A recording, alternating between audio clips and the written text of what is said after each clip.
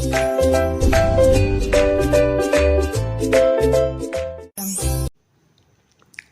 Friends, welcome back to one and only health study. Health સ્ટડીમાં તમારું સ્વાગત છે. મિત્રો, આજે આપણે જોવો છે કોમ્પ્યુટર અને કોમ્પ્યુટર સાથે સંકળાયેલા અનેક બધા પ્રશ્નો. તો મિત્રો, પહેલાં તો કોમ્પ્યુટરને શુદ્ધ હિન્દીમાં શું કહેવાય? તો અભિકલિત્ર એટલે કે સંગણક તરીકે એને ઓળખવામાં આવે છે. પૂછાઈ ગયેલા ક્વેશ્ચન છે ભાઈ આ, બરાબર. કોમ્પ્યુટરને શું કહેવામાં આવે ભાઈ? સંગણક તરીકે ઓળખવામાં આવે. ભાઈ આવું શું કામ કહેવામાં આવે છે? કારણ કે જ્યારે કમ્પ્યુટરની શરૂઆત થઈ, શોધખોળ થઈ, ત્યારે કમ્પ્યુટરનો ઉપયોગ માત્ર ને માત્ર ગણતરીઓ જ કરવામાં થતો હતો. એટલા માટે એને સંગણક તરીકે ઓળખવામાં આવે છે. ઇનપુટ, મિત્રો, ઇનપુટ કોને કહેવાય? તો કમ્પ્યુટરને કાર્ય કરવા માટે તમે ક્રમિક સૂચનાઓ આપવામાં આવે છે. તમે જે એને ક્રમિક સૂચનાઓ આપો છો એ સૂચનાઓને ઇનપુટ કહે છે. ઇનપુટને શુદ્ધ ગુજરાતીમાં નિવેશ, બરાબર, અંદર નાખવું એટલે કે નિવેશ કહેવામાં આવે છે. ભાઈ ખાસ યાદ રાખજો, કમ્પ્યુટરને કાર્ય કરવા માટે ક્રમિક સૂચનાઓ આપવામાં આવે છે. આ સૂચનાઓને શું કહે છે ભાઈ? ઇનપુટ કહે છે. મિત્રો, ઇનપુટ આપ્યા બાદ કમ્પ્યુટર પર ક્રમિક સૂચનાઓનું પાલન કરાય છે. તમે ઇનપુટ નાખી દો છો ત્યારે કમ્પ્યુટર તમે જે પણ ઇનપુટ નાખ્યું છે એની જે સૂચનાઓ છે એના ઉપર એ પાલન કરતું હોય છે, અને જેને પ્રોસેસ કહે છે. જેને શું કહેવામાં આવે છે ભાઈ? તો જેને પ્રોસેસ કહેવામાં આવે છે. ભાઈ પ્રોસેસ ખાસ યાદ રાખજો ભાઈ, એને શું કહેવામાં આવે છે ભાઈ? પ્રોસેસ તરીકે ઓળખવામાં આવે છે. મિત્રો, પ્રોસેસ પૂર્ણ થઈ ગયા બાદ પરિણામ તૈયાર થાય છે, જેને આઉટપુટ કહે છે. જેને શું કહેવાય ભાઈ? આઉટપુટ તરીકે ઓળખવામાં આવે છે. જેને શું કહેવામાં આવે છે? ખાસ યાદ રાખજો ભાઈ, આઉટપુટ કહે છે. એ પણ પૂછાય, બરાબર. તો ઇનપુટને મિત્રો નિવેશ કહેવાય અને આઉટપુટને શું કહેવાય? નિર્ગમન કહેવાય. શું કહેવાય? નિર્ગમન કહેવાય. આગળ આવવાનું જ છે ભાઈ. Yes, here is this question. ઇનપુટને શું કહેવાય? નિવેશ. શું કહેવાય ભાઈ? નિવેશ તરીકે ઓળખવામાં આવે છે. ગાણિતિક અને તાર્કિક ગણતરીઓ જે એકમમાં થાય છે તેને શું કહેવામાં આવે છે? તો એને ALU તરીકે ઓળખવામાં આવે છે. ALU. તો ALUનું ફૂલ ફોર્મ એ હશે ને વાલા મિત્રો? Yes, arithmetic and logic unit, બરાબર. ALUનું ફૂલ ફોર્મ છે, પૂર્ણ રૂપ છે. પૂછાઈ શકે એવું છે ભાઈ. આવનારી કોમ્પિટિટિવ એક્ઝામમાં ક્યાંક ને ક્યાંક તમને ડોક્યુ કરી જાય. CU, મિત્રો, CUનું ફૂલ ફોર્મ શું થાય? તો CUનું ફૂલ ફોર્મ સિમ્પલ છે ભાઈ, કંટ્રોલ યુનિટ. શું થાય? Control unit. CPUનું full form central processing unit. શું કહેવામાં આવે ભાઈ? Central processing unit. મધ્યસ્થ પ્રક્રિયક એકમ તરીકે ઓળખવામાં આવે. ભાઈ CPUને કમ્પ્યુટરનું મગજ કહે છે. CPUને કમ્પ્યુટરનું શું કહેવામાં આવ્યું ભાઈ? તો CPUને કમ્પ્યુટરનું મગજ તરીકે ઓળખવામાં આવે છે. યસ મિત્રો, આઉટપુટને શું કહેવાય? આગળ જ મેં તમને ચર્ચા કરી દીધી ભાઈ. નિર્ગમ, બરાબર. નિર્ગમ કહેવામાં આવે છે ભાઈ આઉટપુટને. ખાસ યાદ રાખજો. કમ્પ્યુટરના લક્ષણો જોઈએ તો સ્વયં સંચાલન. કમ્પ્યુટર હોય ને ભાઈ, એ સ્વયં સંચાલિત હોય, ઓટોમેટિક હોય, આમ તો એમ કહેવાય, બરાબર ને. ત્યારબાદ મિત્રોમાં ચોકસાઈ હોય, એક્યુરેસી બહુ હોય. કમ્પ્યુટરમાં ભાઈ જે સૌથી વધારે જોવા મળે ને તો એ જોવા મળે એક્યુરેસી, ચોકસાઈ. લાંબા સમય સુધી ડેટાને સંગ્રહ કરી શકાય ભાઈ, લોંગ ટર્મ સુધી તમે ડેટાને સાચવી શકો. યાંત્રિક અને વારંવાર પુનરાવર્તિત કરવાની ક્ષમતા હોય ભાઈ, રિપીટ કરી શકાય. યાંત્રિક અને વારંવાર પુનરાવર્તિત કરવાની ક્ષમતા હોય. પ્રોગ્રામિંગ કરવાની પણ ક્ષમતા જોવા મળે છે. તો આ બધી એની લક્ષણોમાં આવતી વિગતો છે ભાઈ. ખાસ યાદ રાખજો ભાઈ, પૂછાઈ શકે એવું કહી શકાય. અને હા વાલા મિત્રો, વિડીયો ગમતો હોય તો એક લાઈક કરજો, શેર કરજો, કમેન્ટ સેક્શનમાં કમેન્ટ કરજો. અને આવા વિડીયો જોવા માટે હજુ સુધી તમે હિત સ્ટડી યુટ્યુબ ચેનલને સબસ્ક્રાઈબ ન કરી હોય તો સબસ્ક્રાઈબ કરીને રાખજો. બાઇનરી અંકોની શોધ કરનાર તો ગોડફ્રીડ લેબનીઝ દ્વારા બાઇનરી અંકોની શોધખોળ કરવામાં આવી હતી. ખાસ યાદ રાખજો. Charles Babbage. મિત્રો આ ચાર્લ્સ બેબેજે શેની શોધખોળ કરી? તો એનાલિટિક એન્જિનની શોધ કરી ભાઈ. ચાર્લ્સ બેબેજે શેની શોધ કરી છે ભાઈ? એનાલિટિક એન્જિનની શોધ નીચેનામાંથી કોના દ્વારા થઈ? આવો સવાલ પૂછાય તો ચાર્લ્સ બેબેજ આનો સાચો જવાબ આવે છે. મિત્રો કમ્પ્યુટરના પિતામહ અથવા ફાધર ઓફ કોમ્પ્યુટર તરીકે જેને ઓળખવામાં આવે એ બીજું કોઈ નહીં, ચાર્લ્સ બેબેજ છે. કોણ છે ભાઈ? ચાર્લ્સ બેબેજ છે ભાઈ. કમ્પ્યુટરના પિતામહ તરીકે જેને ઓળખવામાં આવે છે એ ચાર્લ્સ બેબેજ.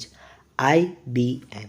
IBM એટલે international business machine. International business machine એટલે IBM.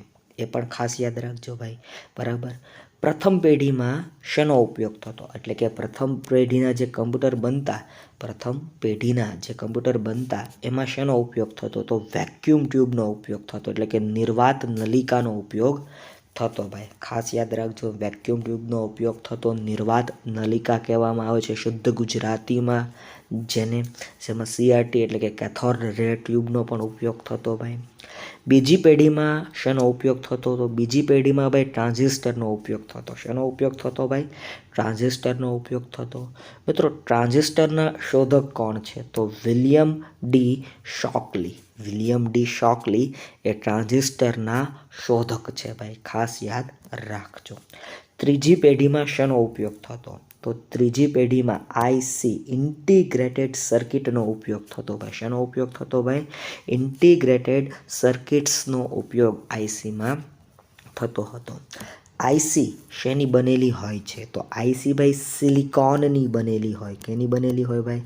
સિલિકોનની ભાઈ. સિલિકોનની IC બનેલી જોવા મળે છે. ચોથી પેઢીમાં શેનો ઉપયોગ થતો? તો ચોથી પેઢીમાં કમ્પ્યુટરની ચોથી પેઢીમાં VLSIનો ઉપયોગ થતો.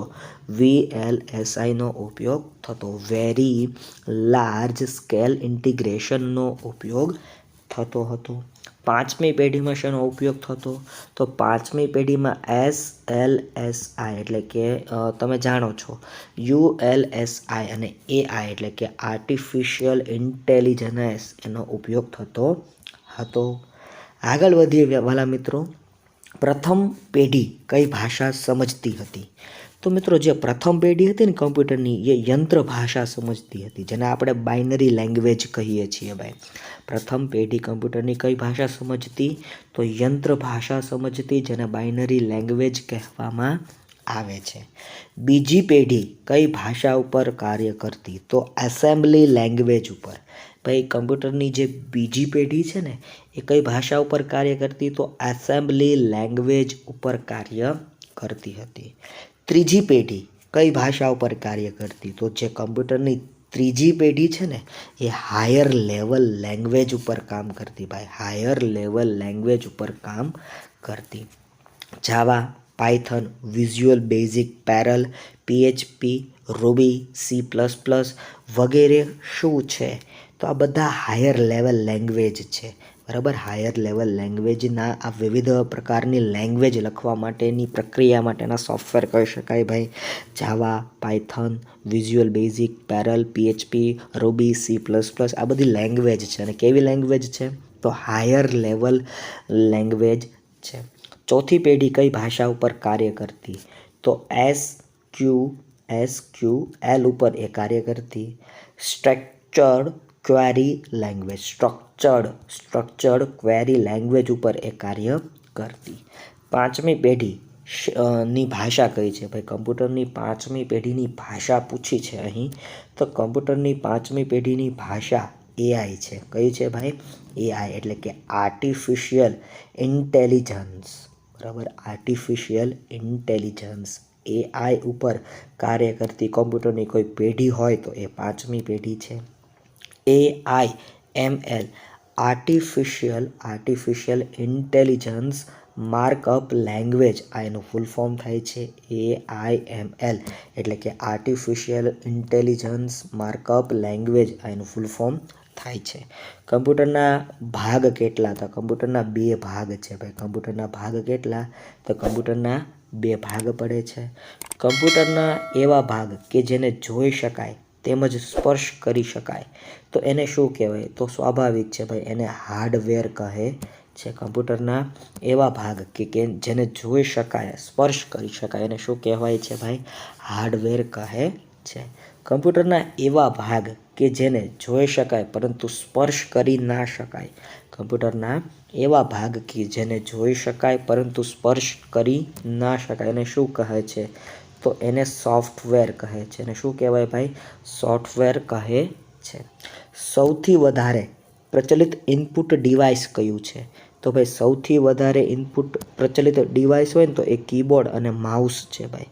એમાંય ખાસ કરીને ભાઈ કીબોર્ડનો સૌથી વધારે ઉપયોગ થાય. એટલે સૌથી વધારે પ્રચલિત કોઈ ઇનપુટ ડિવાઇસ કહી શકાય ને તો એ કીબોર્ડ છે. બરાબર, ખાસ યાદ રાખજો. ઇનપુટ ડિવાઇસ કયા કયા છે? તો કીબોર્ડ ઇનપુટ ડિવાઇસ છે, માઉસ પણ ઇનપુટ ડિવાઇસ છે, સ્કેનિંગ ડિવાઇસીસ અને એમાં OCR અને માઇકર આ બંને પણ કેવા ડિવાઇસ કહી શકાય? તો ઇનપુટ ડિવાઇસીસ છે. જોયસ્ટિક, મિત્રો જોયસ્ટિક તમે જેનાથી ગેમ રમો છો એ જોયસ્ટિક પણ ઇનપુટ ડિવાઇસ છે. લાઇટ પેન જેનાથી તમે RTOમાં સિગ્નેચર કરીએ છીએ અથવા જેનાથી હું આ સ્ક્રીન ઉપર જે લખી શકું છું એ લાઇટ પેન. માઇક એ પણ ઇનપુટ ડિવાઇસ છે. કેમેરા એ પણ ઇનપુટ ડિવાઇસ છે. ટચ સ્ક્રીન એ પણ ઇનપુટ ડિવાઇસ કહી શકાય. બાયોમેટ્રિક્સ ડિવાઇસીસ એ પણ ઇનપુટ ડિવાઇસ છે. સ્પીક રેકગ્નાઇઝેશન સિસ્ટમ તો એ પણ એક પ્રકારની ભાઈ ઇનપુટ ડિવાઇસ છે. POS મશીન એ પણ ઇનપુટ ડિવાઇસ છે. ડિજીપેડ એ પણ ઇનપુટ ડિવાઇસ છે. વિઝન ઇનપુટ ડિવાઇસીસ, બરાબર, આ બધા ઇનપુટ ડિવાઇસીસ છે. Keyboard, mouse, scanning device, joystick, light pen, mic, camera, touch screen, biometric devices, speak recognization system એટલે કે અવાજથી કોઈ કામગીરી થતી હોય, અવાજ ઓળખી જાય એની વાત છે. POS મશીન, ડિજીપેડ અને વિઝન ઇનપુટ ડિવાઇસીસ. બરાબર, ખાસ યાદ રાખજો. વિડીયો ગમ્યો હોય તો લાઇક, શેર અને કમેન્ટ સેક્શનમાં કમેન્ટ કરવાનું ન ભૂલતા ભાઈ.